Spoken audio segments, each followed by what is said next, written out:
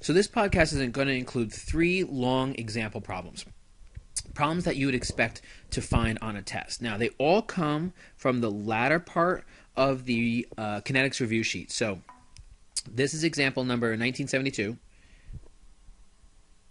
And it's example 1972, and I'm going to do a couple other ones as well, and they'll all be identified. So it says, the following data about the reaction above were obtained from 3 experiments, blah, blah, blah, blah, blah. Okay, what is the rate equation for the reaction? So remember, the rate equation is always written in the form of rate equals K times the concentration of your reactants raised to some exponent. And we have to determine the exponent. So, again, the way you do this is find 2 experiments where one thing is held constant and change the other. So I can see that between experiments 1 and 3, B is being held constant. So I'm going to compare experiments 1 to 3 for experiment A. And I can see that this goes down by 1/3. So now I'm going to compare experiments 1 to 3 for the rate. Now again, be careful of changing exponents. Notice that the exponent changed from a -3 to a -4. So I'm just going to ignore this and rewrite this as 0.7 times 10 to the -3. Okay? So if I look at this and I say, okay, 6.3 to 0.7, well, that's kind of tough, but 63 to 7 is a little bit easier. And I can see that the difference between them is about 9. I should say 1/9. So this is 1/9. So 3 squared equals 9. So therefore, the exponent on A is a 2. Okay? And if you don't trust me, just put it into the calculator and you can see the same thing. Okay? Now I do the same thing. I hold A constant between 2 experiments and I change B. So I can see that from experiments 2 to 3, B changed by 1/4. So now I compare experiments 2 to 3, and I can see 7 to 28 is also about 1/4. Again, if you have a hard time working with fractions, don't worry. Just do it in the opposite direction. So if you do the inverse of this, instead of 1/4, it'll be 4/1. So it's a lot easier to work with. So I can see that B changed by 1/4 and changed by 1/4, so it has a exponent of 1. So the rate law is rate equals K times A to the second, B to the first. So part C says propose a reaction mechanism for this reaction. So all I have to do is follow 2 rules. My 2 rules are the sum of the steps must be equal to the overall reaction, and the slow step must have the same rate law as the overall rate law. So here's my rate law, and here's my reaction. So I must follow those 2 things. So it doesn't really matter what you choose to do as long as your reaction has this. Now the key is the slow step must have 2 A's and a B, okay, when it gets added up. So I'm going to do it like this. It really doesn't matter how you do this. I'm going to react the reaction like this. A plus B yields C plus X. X plus A yields D plus Y. And B plus Y yields, wrote something wrong. X plus A equals Y, and B plus Y equals D. And the reason I did it this way is, you'll see, when I add it up, see the problem is I have to have 2 A's and 2 B's in my overall. So my intermediates go away, my X's disappear. My X's don't get, my X's go away and my Y's go away. So I get 2A plus 2B yields C plus D. Because X and Y are intermediates, so they're not in the overall. And what I'm going to want is I actually want this one to be my slow step. And the reason I want that step to be my slow step is when I write the rate law from it, this is going to be X to the first times A to the first. But remember that X is an intermediate, and intermediates cannot go in rate laws. So I substitute in for X what created it. And what created X was A times B. Well, A times A is A squared. So this actually comes out to be K times A to the second times B to the first. Okay? Writing your own mechanism is a little bit difficult until you get the hang of how to use intermediates in the process, so that this ends up being a proper mechanism. There are more than one right answer. You can do this in 2 steps if you're really, really creative, but I decided to do mine in 3. You cannot do it in 1. It's not possible, based on both the stoichiometry and the rate law in this case. And that's 1972. Now, this one is 1984. And in 1984, there's actually for some reason, something got cut off here.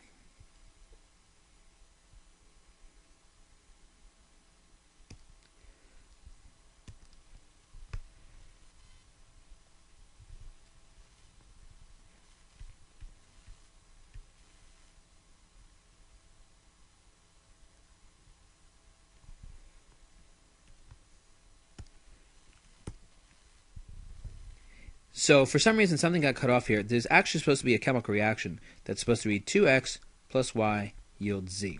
And I don't know what happened when it got transferred over. So this is my data. This is my experimental data. Now, these are all times 10s and negative 3s. And notice the chart's the same. It's just flipped. Okay, so they wrote it in a different way just to confuse you a little bit. So it says, give the rate law for this reaction. Well, my rate has to be rate equals k times x raised to a power times y raised to a power. There's actually 2 things I'm going to do in this experiment, because you'll notice I'm going to have a problem very quickly. So what I need to do is I have to hold one thing constant and change the other one. So when I hold y constant, when I hold x constant, I can see that when I double y, I actually double my rate. So that means y is first order. Now I'm going to hold y constant and change x. But if I look at my experiments, there's not 2 experiments that have the same y, that have the same value. So that's a little bit of a problem. But here's what I know. I know that whatever I do to y, the exact same thing will happen to my rate. So what I'm going to do is I'm actually going to force a reaction to change a little bit. What I'm going to do is I'm going to change this first experiment. And instead of being 0.1, I'm going to make it 0.2. Okay? And the reason I'm making it 0.2 is that now makes experiments 1 and 2 have the same value. But whatever I do to my rate, whatever I do to my reaction, whatever I do to my y, I have to do the same thing to my rate because it's a first order reaction. So when I double my y, I actually am going to double my rate as well. And this becomes 1.4 times 10 to the negative 3. Okay? So now I'm going to compare my x values and my new rate versus the rate of number 2. So when I double x, I can see that my rate doesn't change. Ooh, that's interesting. This is the first time this has happened. Okay, so when I doubled the rate, when I doubled the concentration, nothing happened. Well, let's think about this. My rate changed by a factor of 1. My concentration changed by a factor of 2, and I'm raising it to an exponent. And any number, 2 to what number equals 1? Well, any number raised to 0 is 1. So that actually means that x is a 0 order. So I can write this one of 2 ways. I can either write x to the 0, or I can rewrite this rate law so that x isn't even included, because technically it will be always a 1, because x, any number I put into the brackets raised to a 0 will always give me a value of 1. So I can write either of these. Okay? I'm going to slide down a little bit. Now it says, select from the mechanisms below the one most consistent with the observed data and explain your choice. In these mechanisms, M and N are reaction intermediates. So you'll notice that they've actually told me which reaction in each one is the slow step. So again, 2 rules on mechanisms. 1, they have to add up to equal the overall, which they almost always do, like 98% of the time. And 2, the rate law for the slow step has to equal the overall rate law. So I'm looking for a rate law that matches one of these 2 situations. So I look at this slow step and I write rate equals k times the concentration of my 2 reactants, which is x to the first times y to the first. Does that equal? Nope, not the same, not possible. Now I look at this one. Rate equals k times y to the first times m to the first. But m was created from 2 x's. Well, 2 x's would give me x to the second. Well, that's definitely not right because I want no x's. So I look at my third one. Rate equals k times, well, there's only one reactant here, y to the first. So that's right, but let's double check that it adds up because I want to make sure it does both. So I add it all up and I cross out my intermediates and I say y plus 2x equals z. Does that equal my reaction? Yes, it does. So the reasoning is 1. The rate, because it does say explain your reasoning. Rate law for the slow step equals the overall rate law. And 2, the sum of the individual steps equals the overall reaction. Okay? That's all you have to ever write on any of these to get full credit. As long as you show this work here, you'll always get full credit. Okay, let's look at one more. Now this one's a little bit longer and involves a lot more stuff. This involves every single thing that we're doing here. Okay, so 1997B. 2A plus B yields C plus D. The following results were obtained from when the reaction was studied. Blah, blah, blah, blah, blah, blah, blah, blah. Okay, so here's my experimental data. 1. Determine the order of the reaction with respect to A and B. Justify your answer. So on my test, you're always just going to do the work right here on the problem. So we hold B constant and change A. You can see when I do that, A is tripled. When I do it here, wait a second, they went and changed the exponents on me. Okay, so let's look at this. 0.43 times 10 to the negative 3 to get them to be equal to each other.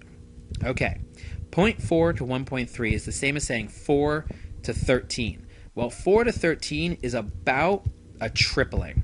Okay, it's not exactly, but it's not exactly 4, and it's not exactly, it's 4.3. So 4.3 times 3 is about 13.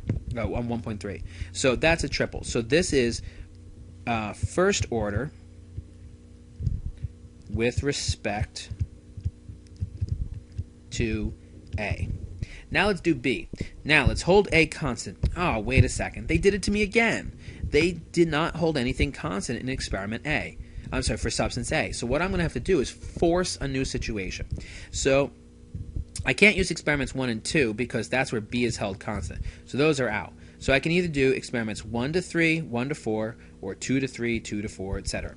I'm going to choose experiments 2 and 3. And the only reason for that is, 1, there's a question mark here in number 4, so it's not a good experiment to use.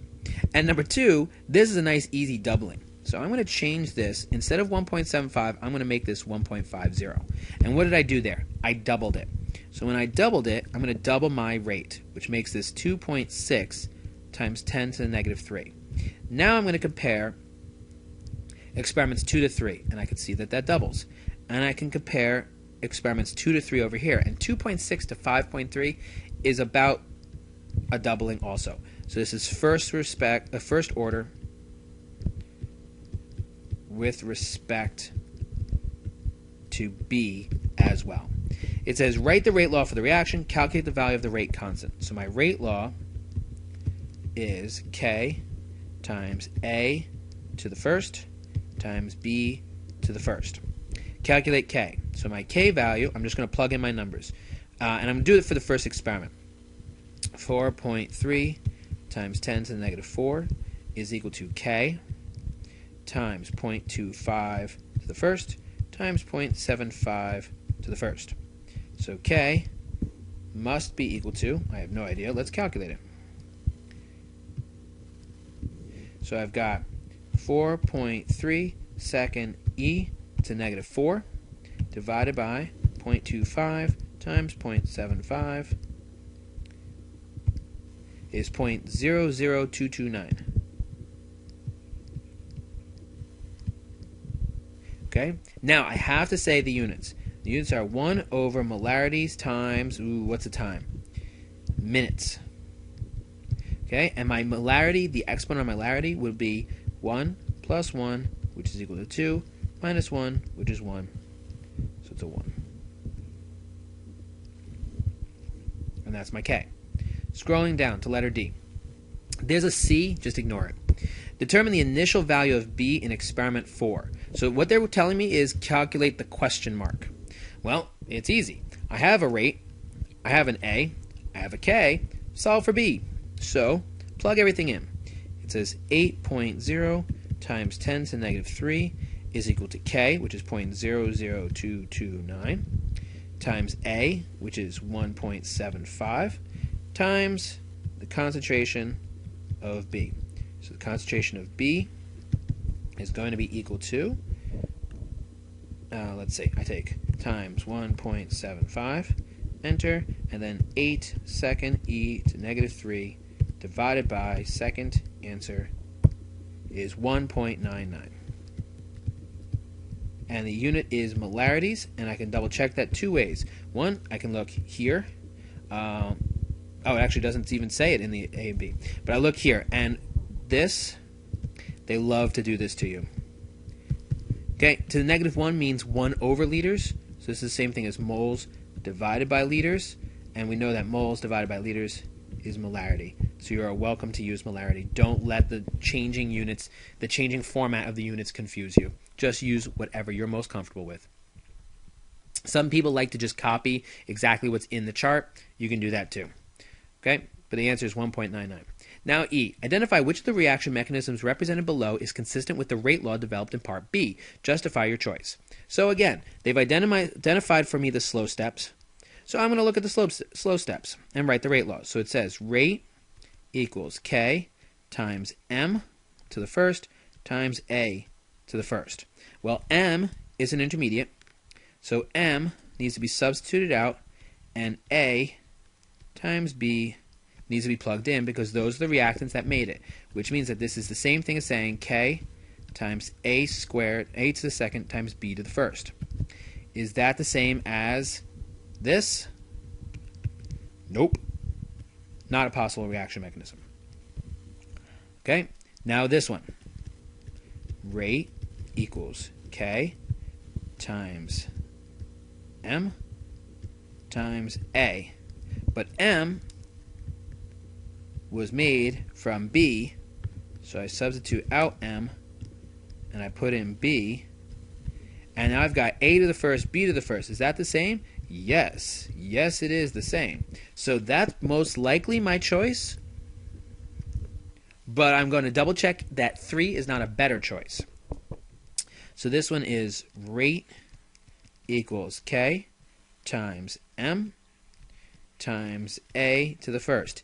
M was created from both A and B. So once again, I'm seeing the same thing I saw in the first one, so this is not going to work. No, no, yes. That's the choice, and this is what you're doing. Showing this work is justifying your choice. And that's how to do all the different parts. Everything else is just practice and repetition. Check out the review sheet answers to get the answers to the rest of the review sheet problems, and you'll be good to go.